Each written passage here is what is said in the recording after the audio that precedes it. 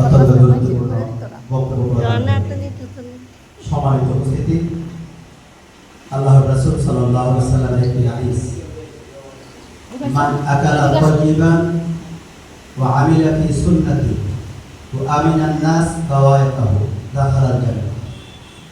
নবী সাল্লাল্লাহু আলাইহি ওয়াসাল্লাম বলেন, যে ব্যক্তি হালাল খাদ্য খাবে, সুন্নত অনুযায়ী সকল আমল করবে এবং মানুষ তার থেকে কোনো কষ্ট পাবে না, মানুষ তার থেকে কষ্ট থেকে, তার হাতের কষ্ট থেকে মানুষ কোনো কষ্ট পাবে না, কষ্ট দেবে না কোনো মানুষকে, আল্লাহ রাসূল সাল্লাল্লাহু আলাইহি ওয়াসাল্লাম বলেন তার জন্য জান্নাত। হালাল খাদ্য, সুন্নাহ অনুযায়ী যে কোনো কাজ, যে কোনো আমল সুন্নাহ অনুযায়ী, এবং মানুষকে যদি আমরা কষ্ট না দিই, আমাদের দ্বারা কষ্ট না হয়, সম্মানিত উপস্থিতি, আমরা মানব জাতির মানুষ, আমাদের জীবনে অধিকাংশ সময়টা কর্মের মধ্যে, রিজিক তালাশের মধ্যেই কিন্তু আমরা কাটাই। আমাদের রিজিক, আমাদের খাদ্য অন্বেষণের জন্য আমাদের অধিকাংশ সময়টাই আমরা ব্যয় করে থাকি। আর আমরা সকলেই জানি, আমরা মুসলিম, যে আমাদের কোনো ইবাদত হালাল খাদ্য ব্যতীত আল্লাহ রাব্বুল আলামিন গ্রহণ করবেন না। আর সেই হালাল খাদ্যের অন্যতম একটি কাজ হলো যে কথা আমাদের স্যার বলেন, আল্লাহ তাআলা ব্যবসাকে হালাল করেছে, সুদকে হারাম করে দিয়েছে। আজকে সুদী ব্যবস্থা আমাদের সমাজে অহরহ চালু রয়েছে। কিস্তি ঘরে ঘরে কিস্তি, সুদের আড্ডা, সুদের আসর বসে দিয়েছে। মনে হয় যেন পুরো বাংলাদেশ, সারা বিশ্বব্যাপী একটি সুদের আসর বসে দিয়েছে। সেই পরিস্থিতিতে আমাদের যদি হালাল খাদ্য খেতে হয়, তাহলে কোন ব্যক্তি কিভাবে আমার টাকা আমি উপার্জন করব এবং কোথায় রাখবো, আমি সেটা কোথায় আমাকে ডিপোজিট করবো, সেই চিন্তা যদি আমার মাথায় না থাকে, তাহলে আমার ইবাদত পর্যন্ত কবুল হচ্ছে না। কারণ সুদ আমার হালালকে হারাম করে দিচ্ছে। এই জন্য আমরা সুদমুক্ত জীবন আমরা চাই, হালালভাবে আমাদের জীবন যাপন করতে চাই। সেজন্যই আজকে এই বাংলাদেশ ইসলামী ব্যাংক 1983 সালে আমাদের বাংলাদেশে প্রতিষ্ঠিত হয়েছে। আপনারা যারা এই বাংলাদেশ ইসলামী ব্যাংকের সাথে জড়িত, আমি মনে করি আপনারা অত্যন্ত ভালো নেককার মুসলিম। কারণ আপনারা চিন্তা করেন, শুধু নামাজ পড়লে চলবে না, আমার সুদমুক্ত ইনকাম হতে হবে, আমার হালাল ইনকাম হতে হবে। সেজন্য আপনাদের সকলকে আন্তরিকভাবে ধন্যবাদ। আল্লাহ রাব্বুল আলামিন আপনাদের মনের ন্যাক ইচ্ছা কবুল করুন। সকলে বলে আমিন।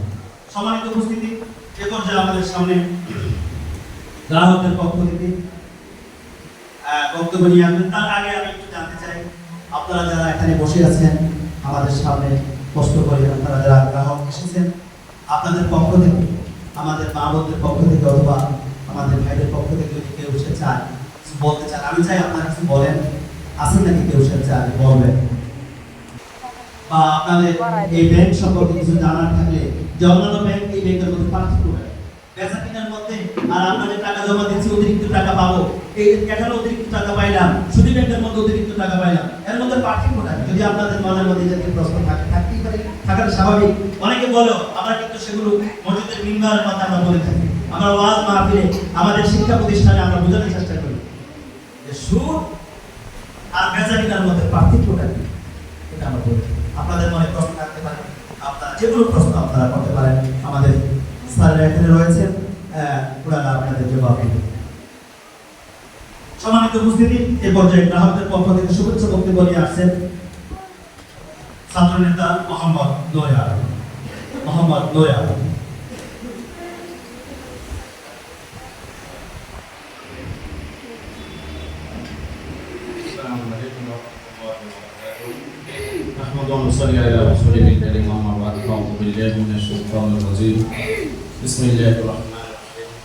أحل الله البيع وحرم الربا قال النبي صلى الله عليه وسلم لا يدخل الجنة جسد غزي بالحرام।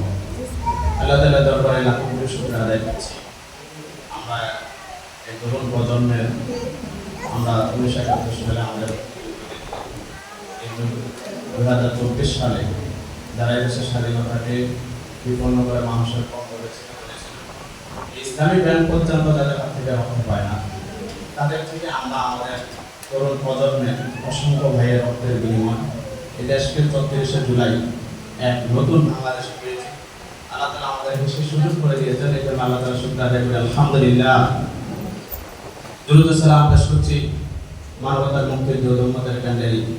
যখন পৃথিবী মানবতা প্রলম্বিত, পৃথিবী যখন অন্ধকারে নিমজ্জিত, মানুষ যখন পথ হারা, পথের দিশা হারা, সেই সময় আল্লাহ তাআলা যে রাসূলের মাধ্যমে আমাদেরকে এই পথের দিশা দিয়েছেন, সেই নবীর উপরে দুরূদ ও সালাম পেশ করছি সাল্লাল্লাহু আলাইহি ওয়াসাল্লাম। সম্মানিত উপস্থিতি, ইসলামী ব্যাংক দুইটা শব্দের মধ্যে আবদ্ধ। একটি হলো ইসলামী, দ্বিতীয়টা হলো ব্যাংক। দুইটি শব্দের সমন্বয়ে এই ব্যাংক গঠিত। অন্যান্য ব্যাংকগুলো যেমনটা বর্তমান পৃথিবীতে যে চ্যালেঞ্জগুলো আছে, বর্তমান পৃথিবীতে যে আদর্শ মতবাদ আমাদেরকে ঘাস করে রাখছে, মানবতার জীবনযাপনের ভিতরে আবদ্ধ করে রাখছে, এগুলোর ভিতরে অন্যতম একটা হলো সেটা হলো পুঁজিবাদ। সেই পুঁজিবাদের সমস্ত চ্যালেঞ্জকে মোকাবেলা করে ইসলামকে আইডল ধরে, ইসলামের শরিয়া অর্থাৎ ইসলামের যে আইডিওলজি আছে, ইসলামের যে বিধিবিধান আছে, সেটাকে ধারণ করে যে ব্যাংক প্রতিষ্ঠিত হয়েছে সেটা হলো ইসলামী ব্যাংক। এই ইসলামী ব্যাংক সম্পর্কে শুধুমাত্র আমাদের আমি একজন গ্রাহক হিসাবে এখানে অ্যাকাউন্ট করলাম, মনে চাইলো, আবার মনে চাইলো না, আমি এই ব্যাংক থেকে চলে গেলাম আর একটা ব্যাংকের মধ্যে অ্যাকাউন্ট করলাম, সেটা আমার নাগরিক অধিকার থাকতে পারে। কিন্তু আমরা যেহেতু এই দেশটা মেজরিটি মুসলিম এবং আমরা যারা এখানে গ্রাহক হিসেবে উপস্থিত, আমরা সকলেই মুসলিম, অন্য কোনো ভাই থাকতে পারেন আমার জানা নেই।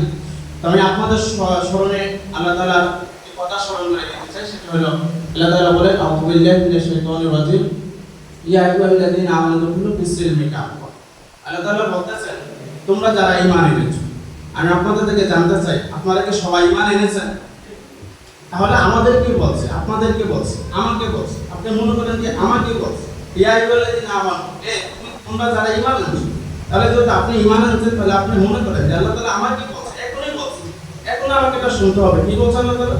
উদখুলু ফিস-সিলমি কাফা, তোমরা ইসলামের মধ্যে পরিপূর্ণভাবে প্রবেশ করো। অর্থাৎ তোমাদের অর্থনীতি, তোমাদের সমাজনীতি, তোমাদের পরিবার নীতি, তোমাদের রাষ্ট্রনীতি, তোমার সন্তান লালন পালন, তোমার স্ত্রীর হক, তোমার পিতামাতার হক, তোমার ইনকাম, তোমার আয়, তোমার ব্যয়, তোমার একবারে জীবনের প্রত্যেকটা রন্ধ্রে রন্ধ্রে তোমরা ইসলামকে ফলো করো, অনুসরণ করো।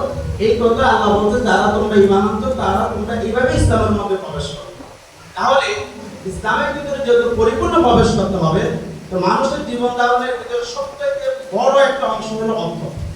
অর্থের বিনিময়ে আমরা লেনদেন করি, আয় করি, ব্যয় করি, আমাদের জীবন পরিচালনা করি। অর্থ ছাড়া জীবন পরিচালনা করা সম্ভব নয়।